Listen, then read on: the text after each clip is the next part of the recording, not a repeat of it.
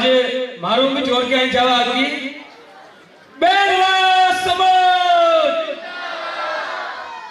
धन्यवाद संचालन महोदय।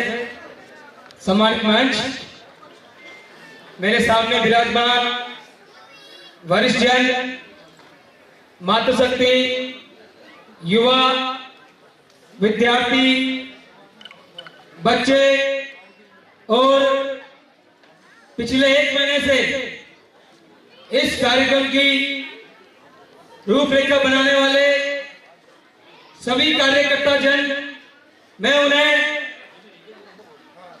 इस मंच की ओर से उनका हार्दिक आभार व्यक्त करता हूं कि उन्होंने इस भव्य कार्यक्रम को भव्य से भव्य बनाने के लिए जो जी तोड़ मेहनत की है, वो उसके लिए मैं उसको वंदन अभिनंदन करता हूं सभी कार्यकर्ताओं को। और इस कार्यक्रम में अगर किसी प्रकार की कोई परेशानी हुई हो, उसके लिए मैं क्षमा भी चाहता हूं। साथियों, ये कार्यक्रम युवाओं का है, विशेष तौर से जैसे कि मंच पर बहुत सारे वक्ताओं ने और अपने अनुभव के साथ भी आप महसूस कर रहे होंगे कि युवाओं ही आगे जाकर इस समाज की एवं इस देश की दशा और दिशा बदलने वाले हैं। साथियों, युवा ही समाज की रीढ़ की हड्डी है। मंच पर विराजमान आदरणीय देवीलाल जी मार्ग साहब, नारायणलाल जी मार्ग साहब, दोनों ने इस मेवाड़ी नहीं पूरे राजस्थान के अंदर उस जमाने में घूम घूम कर समाज में जन जागृति का काम किया। मैं उन्हें इस मंच की ओर से सत सत नमन करता हूं। मैं इन सब का उदाहरण इसलिए दे रहा हूं कि इन लोगों ने और अभी जो वर्तमान में जो लोग काम कर रहे हैं, उन्होंने अपनी युवा शक्ति, अपनी युवा चेतना से ही समाज को निर्माण करते हुए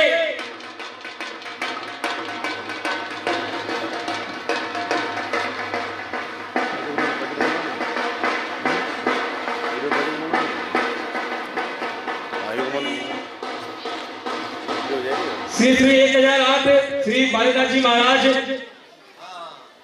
आगोचा वाले पधार चुके हैं।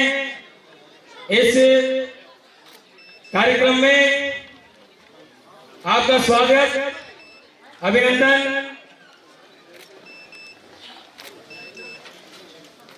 जैसे मंच से आह्वान हुआ है कि किसी प्रकार की व्यवस्था नहीं बिगाड़े, महाराज जी को सबसे पहले इस मंच की शोभा बढ़ाने के लिए लंबे समय से हम इंतजार कर रहे हैं। हमने दाता सिंह जी को निवेदन भी किया था कि आप हमें व्यस्ततम समय में से 12 से 3 के बीच में आपका जो चरण स्पर्श है इसे टाउन हॉल में और हमारे लोगों को मिल जाए। आशीर्वाद हमारे साथियों में जो बात अधूरी थी उसको मैं पूरा कर लेता हूं।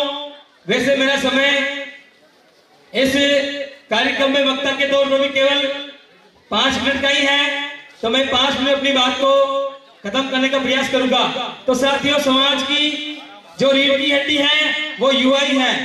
इस मंच पे और सामने विराजमान हमारी मातृशक्ति, वरिष्ठ जन, उन सब ने समाधियों हमारे समाज के ही नहीं, तथागत गौतम बुद्ध, संत रविदास जी, संत कबीर साहब, संत तुकाराम, नारायण गुरु, राष्ट्रपिता ज्योतिबा फुले, साहू जी महाराज, हमारी मातृशक्ति के रूप में भारत की पहली प्रधानाध्यापिका सावित्रीबाई फुले और विश्व रत्न बाबा साहब डॉक्टर अम्बेडकर जी ने भी इस समाज के कारवां के लिए युवा अवस्था से ही इस काम को यहाँ तक पहुंचाया है।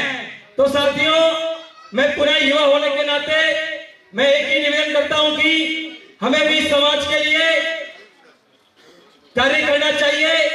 समाज में जिस प्रकार से इस मंच की ओर से कहा गया है कि समाज में अभी भी बहुत सारी सामाजिक कुरीति, विश्वास समाज में जो जहर घोल रही है उसे जल्द से जल्द अपने घर से स्वयं से निकालने का प्रयास करें। अगर स्वयं से निकल जाएगी तो घर से भी निकल जाएगी, और घर से निकल जाएगी तो समाज से भी निकल जाएगी। हमें इस भिलवाड़ा जिले का ही नहीं, पूरे राजस्थान और पूरे भारत में बैरवा समाज का प्रतिनिधित्व स्थापित करना है। इसके लिए हमें युवाओं को आगे आना पड़ेगा।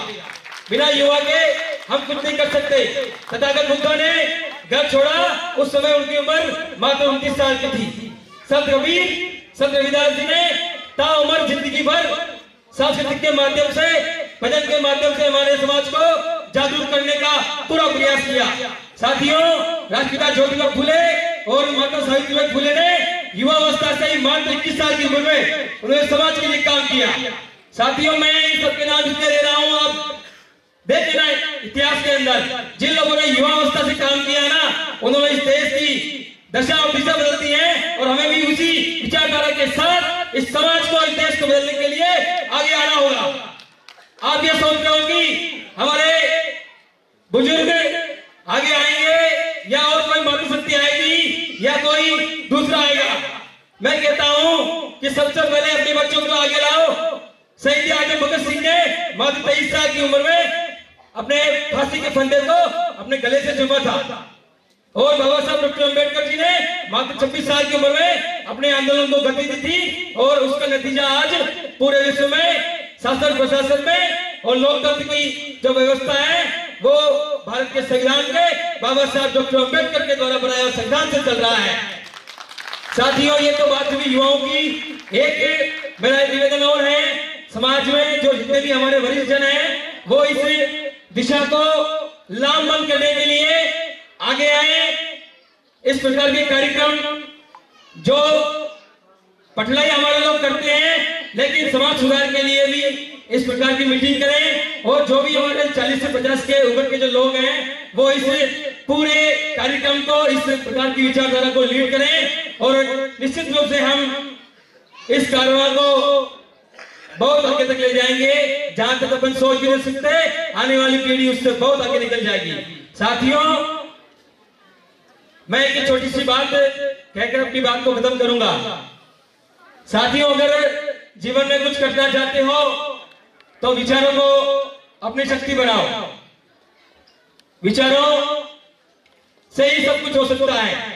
अभी मैंने जिन लोगों के नाम लिए, और जो भी, चाहे वो किसी भी जाति धर्म के हो, लेकिन उन्होंने कुछ भी नहीं किया, केवल विचारों को गति देने का काम किया। जो भी परिवर्तन हुआ है वो विचारों से ही हुआ है। साथियों, इसी विचारों की श्रेणी में मैं एक छोटी सी स्टोरी आपको बताना चाहता हूं। साथियों, एक कुमार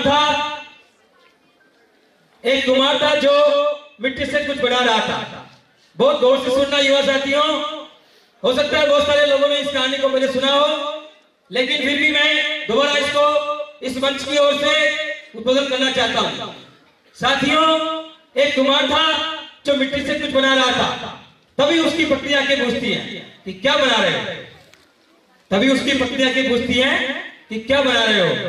तो जो उसका पति है वो उसको कहता है कि मैं, जो चिलम होती है ना, सुराई, जो चिलम, मैं चिलम बना रहा हूं। आजकल के युवा इस बड़ी मौज मस्ती के साथ अपने शरीर को इंजॉय के साथ, पूरी ताकत के साथ उसे इस्तेमाल करते हैं। ये केवल चिलम का डोया नहीं है, कभी आप ये मत सोचो। चिलम में सारे मतलब पदार्थ आते हैं, जो भी नशे के प्रवृत्ति की जो चीजें हैं वही आती हैं। तो उस कुमार ने कहा कि मैं चिलम बना रहा हूं। तो उस कुमार की पत्नी ने उससे कहा कि आप चिलम बना रहे हो, बहुत अच्छी बात है, बहुत सारे युवा इसे लेंगे और हमारे भी आर्थिक स्रोत होगी। लेकिन उस महिला ने अपने पति को कहा कि आप चिलम बना रहे हो, लेकिन मेरा एक छोटा सा निवेदन है, एक विचार है कि आप सुराई क्यों नहीं बनाते। सुराई जानते हो ना, बहुत सारे हमारे बुजुर्ग जानते होंगे। सुराई एक मटके का घड़ा होता है, लंबा सा होता है, जिसमें पानी ठंडा रहता है। तो उस महिला ने अपने विचार रखते हुए अपने पति से कहा कि आप चिलम बना रहे हो, बहुत अच्छी बात, लेकिन गर्मी आने वाली है, अगर अपन सुराई बनाएंगे, मटकी बनाएंगे, तो उससे भी हम हमारे जो भी आमदनी होगी वो निश्चित रूप से हमारा परिवार चल जाएगा। तो साथियों, उस कुमार का विचार बदल गया। क्या बदल गया? उस कुमार का विचार बदल गया। उस कुमार ने सोचा कि यार बात तो ठीक है। तभी जितनी भी उसने सुराही बनाई थी सबको उन्होंने हटाया और सुराही बनाने लगा। चिलम को हटा दिया उन्होंने और सुराही बनाने लगा। तभी मिट्टी में से आवाज आती है, क्योंकि वापिस बनाने के उसे गोलना पड़ेगा, गीला करना पड़ेगा। तो मिट्टी बड़ी परेशान हुई। मिट्टी ने कहा कि ये तू क्या कर रहा है? मिट्टी ने कुमार से कहा कि ये क्या कर रहा है? तो कुमार ने अपना जवाब दिया कि मेरा विचार बदल गया। क्या बदल गया? मिट्टी का प्रश्न था कि अब तू ये क्या कर रहा है? तो कुमार ने कहा कि मेरा विचार बदल गया। तो मिट्टी का जवाब सुनिए। मिट्टी बोल पड़ी कि तेरा तो विचार बदला, मेरी तो जिंदगी बदल गई। मेरा तो विचार बदला, तेरा तो विचार बदला, मेरी जिंदगी बदल गई। अगर सुराही बनती तो उसमें आग भरी जाती। चिलम बनती तो उसमें आग भरी जाती, उससे मैं भी जलती और लोगों को भी जलाती। अब सुराही बनी हूं, खुद भी शीतल रहूंगी और लोगों का भी मन शरीर शीतल रखूंगी। इस प्रकार की बहुत सारी कहानियां हैं, लेकिन और बहुत सारे लोग सुनते भी हैं, ऐसी बात नहीं है, रोज अखबारों भी आती हैं। लेकिन जब तक हम किसी भी चीज को पढ़ेंगे और उस पर अमल नहीं करेंगे, चाहे 100% मत करो, कोई बात नहीं। बाबा साहब डॉक्टर अम्बेडकर की 100 बात मत मानो, लेकिन उसकी अपन 1% बात तो मान सकते हैं। संत रविदास जी की 1% बात मान सकते हैं। ऐसे हमारे करोड़ों महापुरुष हैं और अभी हमारे सामने विराजमान भी एक जीता जागता है महापुरुष ही हैं। हमें अपने माता पिता की एक बात माननी है, अपनी बहनों की एक बात माननी है और अपने महापुरुषों की एक बात माननी है। और पूरे विश्व में आज तो शिक्षा का जो दीप है वो बहुत ही ज्वलनशील से बढ़ रहा है। तो पूरे विश्व को आप पढ़िए। इस मंच की ओर से सभी प्रतिभाओं को हार्दिक स्वागत, अभिनंदन। पुनः मैं क्षमा चाहता हूं अगर किसी प्रकार की किसी को कष्ट हुआ हो तो इसके लिए मुझे माफ करें। धन्यवाद। जय भीम, जय देवा समाज।